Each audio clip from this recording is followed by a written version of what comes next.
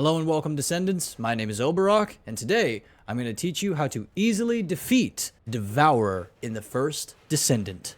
Now, for anyone who may not already be at this point within the First Descendant, if you are on the first boss, the Gravewalker, or the second boss, Stunning Beauty, the third boss, Executioner, or the fourth boss, the Dead Bride, or you know a friend or just other player that may be at any of those points that may need help or anything like that with those bosses, I will have all 4 of the other guides that I've made on those bosses in the description down below. Now, this is where the tide really changes when it comes to difficulty with these bosses. This is where it is no longer really a suggestion or a recommendation that you have specific defenses and resistances. It is almost pretty much required. Now, I know when getting to a certain boss, you want to use your favorite character or you want to use your favorite weapon and you just want to jump in and just deal as much damage as you possibly can. Moving forward, you're going to need to prep for these bosses a little bit. But also, if you want optimal damage against the Devourer, he is very weak to electric. Jumping over here to our inventory, if you're wondering where you do this or how you do this, anything like that, you're going to go over here and you're going to click on these little icons here, and then you can do this for your Descendant here at the bottom. Descendant module, you're going to want the toxic antibody. I have mine leveled up to 15. You won't need it to be that high for this, but again, you're definitely going to want at least 1800 toxin resistance. And then the electric damage, you go to your weapons and you get the electric enhancement. So I have mine to level 10 for my primary. I have it to level 13 for my secondary. And then I have it to level 5 for my tertiary or my heavy weapon. Now, yes, I am a much higher level than what is required to fight this boss. So I am going to say that fighting this boss for the first time, again, please gear up. Your teammates will very much appreciate it, but that is another thing. I would strongly suggest that you do this boss fight for the first time at least, or for the first 3 times, whatever, with a team. Because this boss, like I said, this is where the tides really turn in difficulty. This boss's immune phase is unlike any of the bosses prior. Basically, what this boss is going to do is when it goes immune, it is going to have 3 toxin bubbles that it is linked to, placed not too far away from it, but these bubbles are going to have canisters inside them. What you have to do is go into that bubble and you have to damage all 3 of those toxic canisters, right? But as you are damaging these toxic canisters, the boss is regenning all of his health. And I'm talking full health bar, full shield if you don't do it fast enough. So I strongly suggest that you play with a team for this and you use the right mods. Alrighty, and now here we are in the boss fight. There he is right there, the Devourer. We're gonna jump in here. This guy's big damage is of course going to be toxic attacks, so you want to stay out of all the green pools because you will take damage over time. He's got lasers he's going to shoot at you, all kinds of different stuff like that.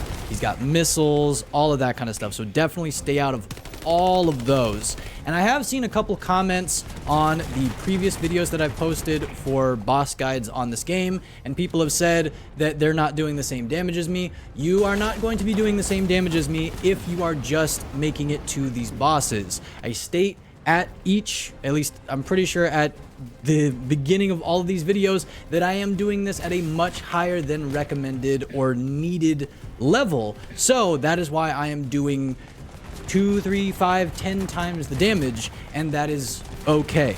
All right, it is not required for you to be level 80 to fight this guy. Now, one of his weak points is in his chest, so I'm going to try to deal as much damage as I can to his chest. And there we go, we got a break on him. So we're going to try to take advantage of that as much as possible and get all the damage that we can during that. He's back up, he's doing a bunch of that. He will also spawn the roly-polies as well. You can take those out for your MP. You can also get ammo from them and all kinds of stuff, which you will need. Trust me, this guy is a massive tank and he will eat all of your ammunition. So taking out the roly-polies for extra ammo is going to be, I mean, well, recommended. All right, now he's entering his immune phase, and watch his health go all the way up. So look at how crazy that is. Again, I'm going to be doing a lot more damage than other players at this point, but still, even with the damage that I am doing right now, he is going to still gain an insane amount of his health back very, very quickly. So if you're playing with your buddies in an Xbox party or in a PlayStation party or a Discord, if you're all playing on Steam, whatever it may be, it is going to be crucial that you communicate with your buddies and like, hey, here's the immunity pods, we need to focus on this one. Or, you know, have John go over here, Dave will go over there, whatever.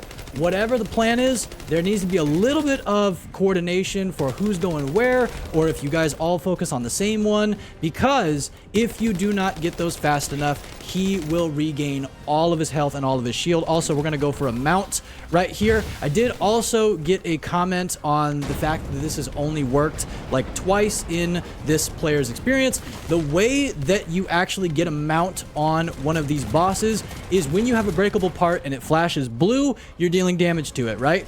When it flashes yellow, it is mountable or attachable, basically, with your grappling hook, right? So you wait for it to flash yellow as it is right now, and then I'm going to try to get over there. He's moving a lot, so I can't really get to him. Give me 1 second here.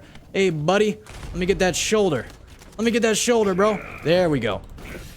And then you can see the health bar of the part in red, and then the yellow part on the side, like the face or wherever it shows. That is your basically durability for how long you can stay mounted on the boss without falling off.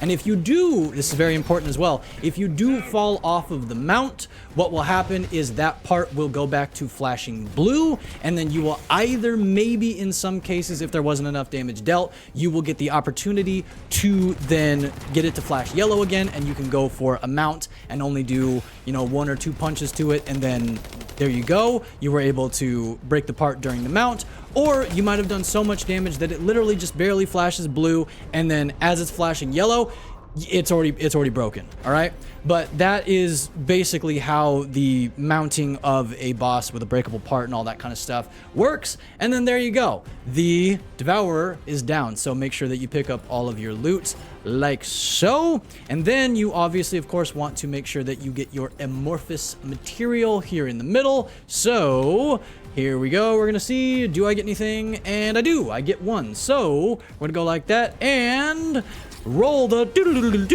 oh, I needed that, actually. I needed that. Let's freaking go. Just like that, you've defeated the Devourer in the First Descendant. If you enjoyed this quick guide on how to defeat the Devourer, I would greatly appreciate it if you drop this video a like and share it with other Descendants that are potentially stuck on this boss. Again, I will have the other video guides that I have in the description if you are stuck on any of the other bosses or just looking for how to kind of call their moveset or whatever it may be. But let me know what Descendant or Descendants you've been using, and if you've been enjoying the First Descendant in the comment section down below. And also, if you have been enjoying the First Descendant a lot, and you're looking into getting the Battle Pass or any of the cosmetics, and you don't already have a creator code selected, I would massively appreciate it if you use my creator code. It'll be linked in the description down below. That's it for the Devourer. So, Descendant, you're able to go back to Albion, and I will catch you in the next boss guide.